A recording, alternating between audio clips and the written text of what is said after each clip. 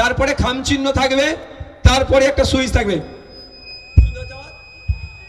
এই আওয়াজ হবে, মানে কাজ হয়ে গেছে। নটোরিয়াস ক্রিমিনালকে বিদায় দাও, এই আওয়াজ বলে দেবে। বুঝতে পেরেছো? একটা খুব গুরুত্বপূর্ণ বিষয় যে তোরা যাই করবি কর, আমি ইভিএম চেঞ্জ করলেও জিতে যাবো। অত সহজ? তোমাকে আমরা কি খালি মাঠ দিয়ে দেবো নাকি? হ্যাঁ, তোমার রেফারিও থাক না, তোমার রেফারি যা আছে লাইসম্যান তুমি সব নাও, আমরা 11খানা যা আছে না 13টা অঞ্চলে তোমাকে বুঝিয়ে দেবে ভালো করে। তারপরে আমাদের বামপন্থীর নেতৃত্বরা আছে, সিনিয়র মোস্ট, তারা ওরা নওশাদকে হারাবার লক্ষ্য নয়, ওদের লক্ষ্য হচ্ছে এই জায়গাকে দখল করা, এখানকে উচ্ছেদ করা লক্ষ্য, ওদের প্রধান লক্ষ্য এটাই। তাই আপনাদের বলি, এমনি এমনি 8-9টা থানা বানায়নি। থানা বানাবার ব্যাপারটা হচ্ছে তাই, প্রথম নওশাদকে হারাও, নওশাদকে যদি হারিয়ে দেয়, তারপরে যখন জমি দখল করতে যাবে আপনারা প্রতিবাদে নামবেন। পুলিশের ডান্ডা দেখানোর জন্য এই কটা থানা আগে থেকে বানিয়ে রেখেছে। এই চক্রান্তটা একদিনের চক্রান্ত নয়, এটুকু আপনাদের ভাবতে হবে। তাই আপনাদের বলবো, নওশাদকে হারানোটা বড় কথা নয়, যে একটা বঞ্চিত সমাজ, দলিত, আদিবাসী, হিন্দু, মুসলমান সমাজ থেকে উঠে এসে শিক্ষার কথা বলছে, স্বাস্থ্যের কথা বলছে, অন্যায়ের বিরুদ্ধে কথা বলছে, ন্যায়কে প্রতিষ্ঠার কথা বলছে, নারী অধিকারের কথা বলছে, কৃষকদের অধিকারের কথা বলছে, ছাত্র যুবকের কথা বলছে, কৃষকের কথা বলছে, ডেলিভারদের কথা বলছে, এটা ওদের কাছে পীড়াদায়ক হয়ে দাঁড়াচ্ছে। তাই নওশাদকে হারাতে হবে। তাই বন্ধুগণ, আপনাদের বলবো একটু ভেবে চিন্তে চলবেন যে আপনাদের কিভাবে ব্রেনকে ওয়াশ করার চেষ্টা করছে। ঘর দেবে বলেছে, দিলে আমার একটুও রাগ নয়, কিন্তু এতটুকু কথা বলবো, ঘর দেওয়ার জন্য যদি ভোট দেন, সেই ইঁদুরের কলে কিন্তু আপনারা পড়ে যাবেন। বন্ধুগণ, আর একটা ছোট বিষয় হচ্ছে, এবারে ভাঙড়ে ইভিএম মেশিন কটা হবে আপনারা জানেন? জানেন সবাই? 2টো হবে তো? ভোটটা ক জায়গায় দিতে হবে? এক জায়গাতেই দিতে হবে। কিভাবে, কোন জায়গায় দেবেন? কোন জায়গায় দেবেন? SS EVM machine 1, 2, 3, 4, 5। আমার নাম লেখা থাকবে মোহাম্মদ নওশাদ সিদ্দিকী, তারপরে আমার ছবি থাকবে, নাম থাকবে, ছবি থাকবে, খামচিহ্ন থাকবে, তার সোজাসুজি, ঠিক আছে? এই ভোট দেওয়ার সাথে সাথে আপনাদের আরেকটু কাজ করতে হবে। হয়ে গেল, সুইচ মারলেন, তার 2-4 সেকেন্ডের মধ্যে দেখবেন একটা ছোট্ট বাক্স মতো থাকবে, একটা স্লিপ কেটে ওই বাক্সের মধ্যেই পড়ছে। একটু চোখটা রাখবেন, ওখানে খামচিহ্ন ছবি হবে আর আমার নামটা লেখা উঠবে। এটা হবে। বাই চান্স মেশিন যদি গন্ডগোল করে, অন্য কিছু আসতে পারে, সঙ্গে সঙ্গে আপনারা বেরিয়ে আমাদের যারা নেতৃত্ব আছে তাদেরকে বলে দেবেন এই ধরনের ঘটনা চলছে। আমার কাছে খবর আছে একটু ইভিএম মেশিন নাকি চেঞ্জ হবে, বুঝতে পারছেন তো? হ্যাঁ, 62টা চেঞ্জ করতে পারে, বড় বড় অফিসাররা নাকি যুক্ত, যা করছে করুক। এতটুকু বলে দিচ্ছি, এটা 2021 নয়। ওহিদুল, কারিমুল, আসাদুল, হাসানুর, রাইনুর, প্রচুর আমাদের জাহাঙ্গীর ভাই থেকে শুরু করে ডাক্তার যারা আছেন, প্রচুর পুলিশকে দিয়ে তারা কাটিয়েছে, জেল খাটিয়েছে, আটঘাট সব শিখে গেছে। কোথায় ইভিএম ঢুকাতে হবে আর কোথা থেকে বার করতে হবে ভালো জানে। এইগুলো হচ্ছে, আমি বলছি আপনাদের চুরি ফুরি নয়, এইগুলো হচ্ছে মার্কেটটা একটু গরম করে রাখছে। কি জন্য? ওদের দলের লোকেদেরকে একটু মানসিকভাবে বুস্ট আপ করতে চাইছে, আর কিচ্ছু নয়। আছে তারা ভালো করে বুঝিয়ে দেবে। তাই বন্ধুগণ, এগুলো নিয়ে আপনারা ব্যস্ত হবেন না। আপনারা শুধু খামারে ফলিয়ে দেন, খেতে ফলিয়ে দেন, আর খামারটা এরা বুঝে নেবে। তারপরে তো মায়েরা আছে, কি মায়েরা? বন্ধুগণ, আমি আপনাদের বক্তব্য আর বেশি করবো না, রাত্রি 8টা বাজতে চলেছে। আমি এতটুকু বলবো, কাগে কান নিয়ে চলে গেলে কাগের দিকে তাকাবার দরকার নাই। নিজের কানে হাত দিয়ে একবার দেখুন কান আছে কি না নাই। 1 নম্বর কথা।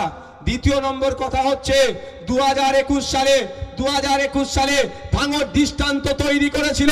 তাই 2026 সালে দিকে দিকে একটাই আওয়াজ, যেখানেই যাচ্ছি, যেখানেই কান পাচ্ছি, সেই দেগঙ্গা হতে পারে, আমডাঙ্গা হতে পারে, মধ্যমগ্রাম হতে পারে, দমদম উত্তর হতে পারে, অশোকনগর হতে পারে, যেখানেই কান পাচ্ছি, যেখানেই যাচ্ছি, একটাই কথা, 2011-এর মতো ভুল করব না। ভাঙড়ের বীর পুরুষেরা, ভাঙড়ের বীরাঙ্গনারা, সুরতের বিপক্ষে গিয়ে নওশাদ ভাইজানকে জিতিয়ে প্রমাণ করে দিয়েছে মানুষ যাকে ভোট দেয় সেই জেতে। কোনো বিজেপি তৃণমূলের বাইনারি হয় না। অর্থাৎ রাজ্যের মানুষ আজকে দিকে দিকে ভাঙর টু তৈরি করতে চলেছে। গর্বের সাথে বলি আজকে তারা ভাঙরকে ফলো করছে। তাই আপনাদের বলবো এই 2026 সালে আবার নতুন দৃষ্টান্ত তৈরি করব, যেটা 2031-এ ভাঙরকে ফলো করবে। রাজি আছেন আপনারা? রাজি আছেন? রাজি আছেন আপনারা? তার দৃষ্টান্তটা কি হবে? রাজ্যের মানুষকে বার্তা দিয়ে দেওয়া যে কোনো বোমবাদা নেতাকে, কোন নোটরিয়াস ক্রিমিনালকে ভাঙর ভোটে জিতে পাঠাবে না, বরঞ্চ তার বিরুদ্ধে ভোট করিয়ে তাকে খালি হাতে মৌখালিতে পাঠিয়ে দেবে। তাই হবে তো নাকি মায়েরা?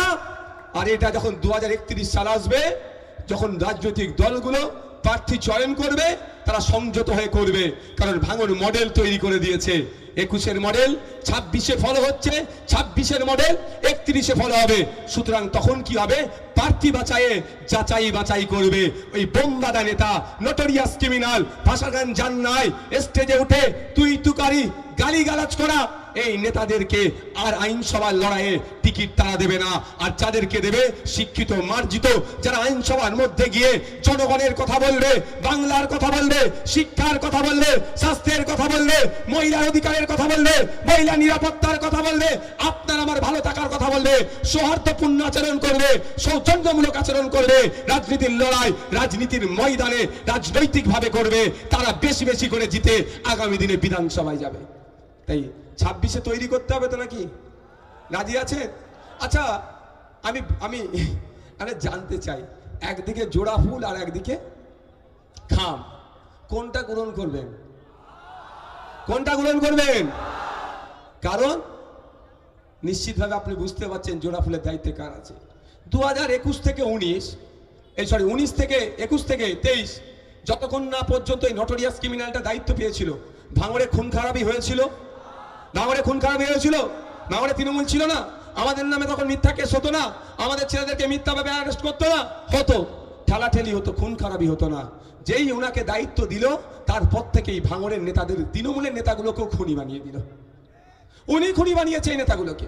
এত হিংস্র ছিল না, ভাঙড়ের তৃণমূলের নেতাদের কানে বিষ ঢুকিয়ে ঢুকিয়ে খুনি বানিয়েছে। তাই ভাঙড়ের তৃণমূলের নেতাদেরকেও বলবো, এখান থেকে চলে যাবে, এখান থেকে বেরিয়ে যাবে, আপনার নামে খুনের মামলা থেকে যাবে, আপনার কপালে খুনের অভিযোগ থেকে যাবে। তাই সতর্ক হন, এই নোটরিয়াস ক্রিমিনালটাকে এখান থেকে বিদায় দেবো আমরা। ক্যানিং পূর্বকে শোষণ করেছে, ক্যানিং পূর্বকে ধ্বংস করেছে, এবার ভাঙড়ের দিকে নজর পড়েছে, ভাঙড়ে মধুর হাড়ি আছে, সেটাকে শোষণ করবে, ভাঙড়কে ধ্বংস করবে। তাই আপনাকে আমাকে প্রত্যেককে তৈরি হতে হবে। আমরা এই 2026 সালে নির্বাচনে মাত্র 30টা সিটে লড়াই করছি, কিন্তু বিগত 5 বছরে আমরা মার খেয়ে, জেল কেটে, কেস খেয়ে, আমাদের একাধিক কর্মীকে খুন হয়ে পাহাড় থেকে সাগর পর্যন্ত আমাদের সংগঠনকে আমরা বিস্তার করেছি। আমরা চাইলে এককভাবে 50 থেকে 60টা কম করে বিধানসভায় ব্যাপকভাবে ফাইট দিয়ে ফার্স্ট সেকেন্ডে আসতে পারবো, এই শক্তি আমরা তৈরি করেছি।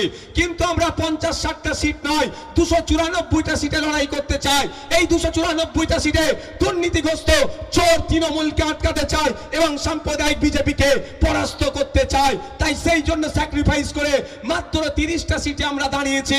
এই 30টা সিটে দাঁড়ানোর জন্য আমাদের পার্টির মধ্যে অনেকে মনোক্ষুণ্ণ হয়েছে, পার্টির একটু ক্ষতিও হয়েছে, কিন্তু পার্টির ক্ষতিটা আমার কাছে বড় কথা নয়। বাংলার না ক্ষতি হয়ে যায়, বাংলার নাগরিকের না ক্ষতি হয়ে যায়, সেটাই আমাদের পার্টির কাছে বড় বিবেচ্য। তাই বাংলার স্বার্থে, বাংলার নাগরিকের স্বার্থে আমরা 30টা সিটে নিজেদেরকে গুটিয়ে রেখে এই লড়াইয়ে নেমেছি। যে লড়াইয়ে জিততে হবে, এখানে কোনো জিতা ছাড়া কোনো অপশন নাই, বা ক্ষমতায় আসতে হবে, বাম আইএসএফ ক্ষমতায় আসছে, সেই লক্ষ্যে আমরা নেমেছি। তাই 30টা সিটের মধ্যে নন্দীগ্রামটাও আমাদের ভাগে আসে। কিন্তু দুর্ভাগ্য, বামেদের সাথে আলোচনা করার পরেও বামেদের একটা অন্যতম শরিক দল সিপিআই ইচ্ছাকৃতভাবে আইএসএফ এর সিটে ডবল সিট দিয়েছে। সুতরাং আপনারা মনে রাখবেন কথা, যে আইএসএফ নন্দীগ্রামে সিপিআই এর সিটের উপরে দেয়নি, বরঞ্চ নন্দীগ্রামটা আইএসএফ এর ভাগে পড়েছিল। বামেদের একটা শরিক দল সিপিআই ইচ্ছাকৃতভাবে ওখানে কাউকে সহযোগিতা বা যে কোনো বিষয় আমি প্রসঙ্গে যাব না, আমাদের সিটের উপরে ওরা সিটকে চাপিয়েছে। মাথায় থাকবে, আমরা কারো সিটের উপরে সিট দিয়ে ভোট কাটতে যাইনি, আমাদের ভাগের সিটে আমরা দিয়েছিলাম 30টা সিটে আমাদের আলোচনা হয়েছিল, আমরা দেখেছেন 31টা কোনো জায়গায় প্রার্থী দিচ্ছি একটা এক্সট্রা, কেউ বলতে পারবে? কিন্তু আমাদের এরকম 4টে সিটে প্রার্থী এক্সট্রা দিয়ে দিয়েছে বামেদের শরিক দল। কোথায়?